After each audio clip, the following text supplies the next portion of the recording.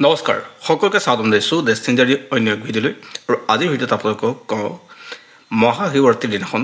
আপুনি যদি এই মন্ত্ৰ জপ কৰে তেনেহ'লে আপুনি ঋণৰ পৰা মুক্ত হ'ব পাৰিব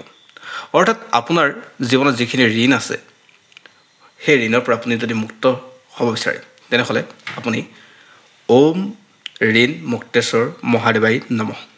ওম ঋণ মুক্তেশ্বৰ মহাদেৱাই নমঃ এই মন্ত্ৰষাৰ জপ কৰিব 108 বাৰ আৰু জপ কৰাৰ পিছত আপুনি শিৱলিংগত মচুৰ দাইল দান কৰক অৰ্থাৎ শিৱলিংগত মচুৰ দাইল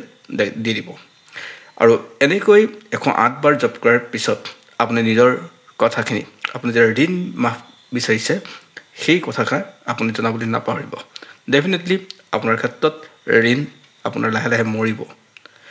কথা এইটো নহয় যে আপুনি মন্ত্ৰ গাইছে ঋণ মৰি যাব কিন্তু আপোনাৰ বাট ওলাব ঋণ নাইকিয়া হোৱাৰ ধন্যবাদ